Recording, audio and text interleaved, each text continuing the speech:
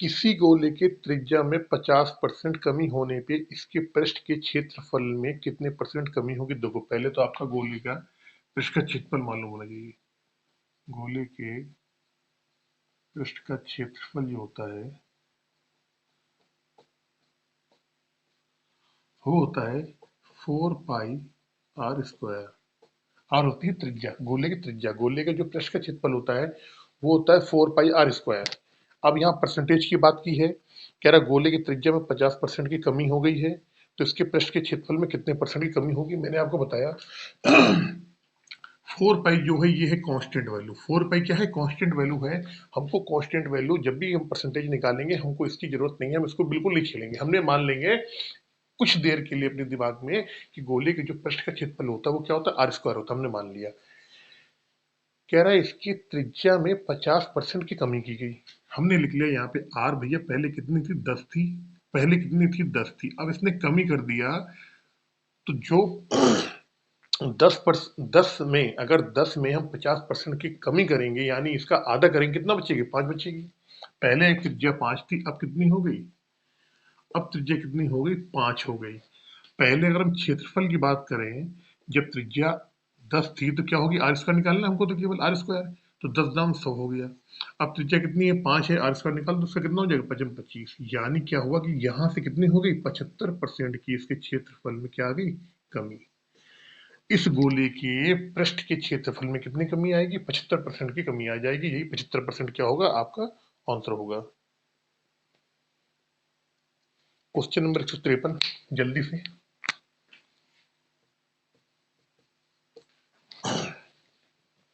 इसको अगर हम दूसरे तरीके से करना चाहें तो इससे शॉर्ट तरीका यही है, इससे शॉर्ट तरीका नहीं है कोई। अब अगर सोच रहे हो कि भाई 10% की कमी हुई तो वो मैं यहाँ बता दूं। 50% की कमी की बात कर रहा है, 50% का मतलब क्या होता है? देखना मेरी बात, वैसे भी आ जाएगा वैसे भी आ जाएगा। अब आप सोच रहे हो 50% बराबर होता है कितना? 1/, लेकिन वहां थोड़ा सा लंबा होगा। कैसे होगा? देखो मैं बता रहा हूँ। 50% होता है 1/2। 2 में 1 की कमी। अगर पहले, सुनना मेरी बात, पहले अगर इसकी त्रिज्या 2 रही होगी तो अब कितनी है?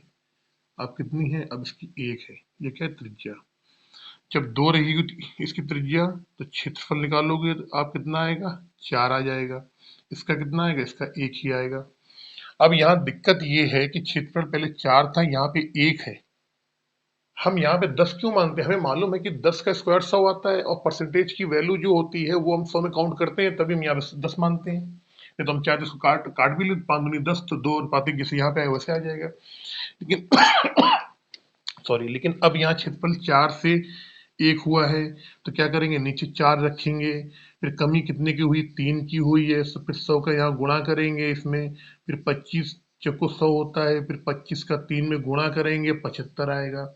तो देखा आपने, क्या देखा कि इससे कुछ थोड़ा सा लंबा हो रहा है, तभी मैंने आपको ये शॉर्ट तरीका बताया है। यहाँ पे आप करने को ऐसे भी कर सकते हो, कोई दिक्कत नहीं है, लेकिन इससे क्या थोड़ा सा लंबा हुआ है। ये एक ही तुरंत आ गया आपका आंसर इसमें, तुरंत। Question number 152, sorry 153। अच्छा, एक चीज और बता दूं मैं आपको। अगर आपको ये नहीं मालूम है कि गोले का पृष्ठ का क्षेत्रफल क्या होता है, तो आपको इतना मालूम है कि क्षेत्रफल क्या होता है। देखो, अगर कहीं भी, इसको 153 को एक मिनट के लिए छोड़ दो, अगर कहीं भी क्षेत्रफल रहेगा तो वहां पे वर्ग होगा। क्या होगा? वर्ग। अगर आयतन होगा तो वहां पे क्या होगा? क्यूब होगा। क्या बोलते हैं इसको? घन बोलते हैं, घन। घन मतलब कि पावर 3 होगी, यहाँ पावर कितनी होगी? 2 होगी, ठीक है ना। और कहीं पे केवल लंबाई, चौड़ाई या ऊंचाई या इसकी और क्या बोले, कुछ भी हो, तो वहां क्या होती है? वहां पे पावर 1 होती है। अगर केवल लंबाई है या चौड़ाई है या ऊंचाई है तो क्या है? पावर 1 होगी। तो जरूरी नहीं है कि आपको गोले के वक्र का क्षेत्रफल मालूम हो। नहीं मालूम, कोई दिक्कत नहीं। क्षेत्रफल है, आप जान के क्षेत्रफल में स्क्वायर आता है, इसका मतलब कि दो राशियों की बात कर रहा है, ठीक है ना। उससे भी कर सकते हो आप। जैसे हमने यहाँ पे, अगर हमें क्षेत्रफल नहीं मालूम, कोई दिक्कत नहीं, हमने मान लिया 10 है, इसका स्क्वायर होगा, 10 का स्क्वायर 10, 100 कर दिया, 5 का स्क्वायर 25 कर दिया, क्योंकि हमें मालूम है क्षेत्रफल में क्या आता है? स्क्वायर आता है। अगर आयतन की बात करता है यहाँ पे, अगर आयतन की बात करता तो क्या होता है? यहाँ पे कितना आता है? एक और जीरो बढ़ जाता, और यहाँ पे क्या होता? 25 पंचे 125, 25 पंचे 125। अगर मान लो यहाँ पे आयतन की बात करता, कितना आता, 1000 आता यहाँ पे, और ये कितना होता, 25 25 125, ये 125 आता, सॉरी ये 1000 आता, और ये आता आपका 10 का क्यूब 1000, 25 25 25 25 125, हाँ ये फिर 125 आ जाता है यहाँ पे। फिर इसको ऐसे निकाल लेते, ठीक है ना। तो ये चीजें थोड़ी सी बेसिक चीजें हैं, आपको ये मालूम होना चाहिए। चलते हैं क्वेश्चन नंबर 153 की तरफ जल्दी से।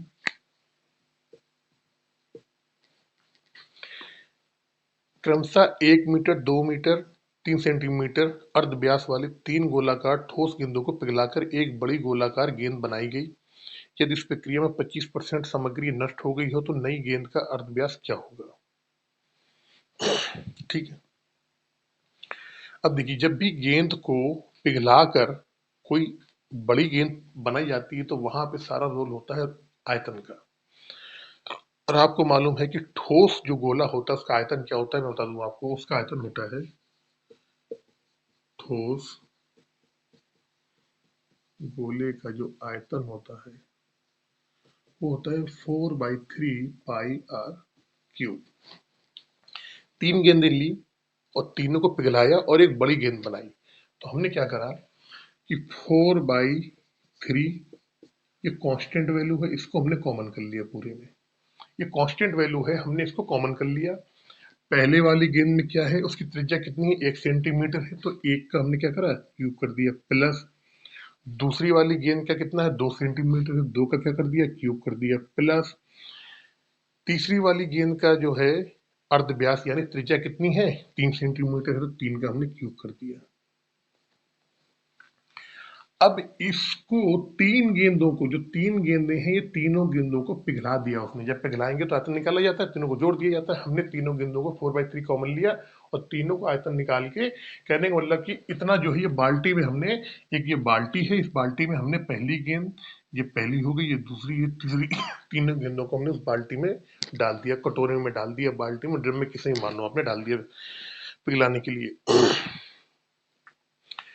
अब एक बड़ी गेंद बनाई गई और यदि इस प्रक्रिया में 25% सामग्री नष्ट हो गई तो नई गेंद का अर्ध व्यास क्या होगा।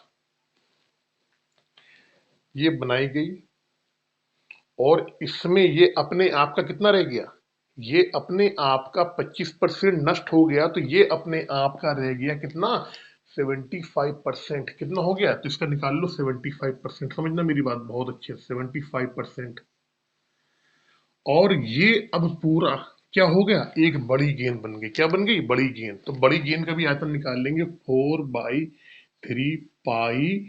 अब बड़ी गेंद का है तो हमने यहाँ पे आर मान लिया, बड़ा आर, और आर की पावर 3।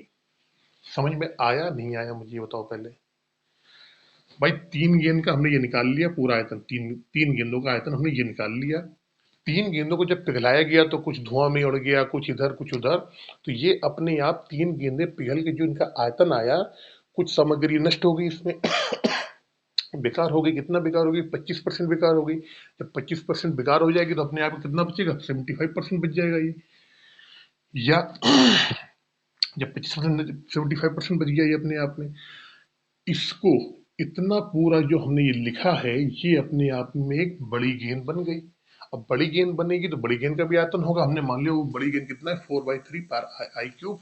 हमसे पूछा गया है उस गेंद का अर्ध व्यास, यानी ये जो है अर्ध व्यास मतलब त्रिज्या, बड़ी की त्रिज्या पूछी गई है। अब दो कैसे करेंगे हम क्या करेंगे, इस 4/3 पाई से 4/3 पाई कट जाएगा, हमारा कट गया। अब इनको सॉल्व करो, एक का एक आएगा, 2 का 8 आएगा, 3 का 27 आएगा, इनको जोड़ा, 25 क्या है 75, 25 चुको 100, 3/4 बराबर r क्यूब। 27 और 8, 35, तो ये कितना हो गया, 36। कितना हो गया, 36। 36 में 4 का भाग देंगे, 4 9 36, 9 27, यानी कि आर क्यूब का जो मान आया कितना आ गया, 27 आ गया। आर का निकालेंगे तो रूट 27 करेंगे, 27 करेंगे यहाँ पे, और 3 आपको मालूम है 3 का जो घन होता है कितना होता है, 27 होता है, यानी कि आर का मान कितना आ गया, 3 सेंटीमीटर। यानी कि उस बड़ी गेंद का जो व्यास होगा कितना होगा, 3 सेंटीमीटर होगा उस बड़ी गेंद का व्यास। क्वेश्चन नंबर 54% बहुत जल्दी करवा देता हूँ मैं, इसके बाद फिर अगले नेक्स्ट में करवाएंगे।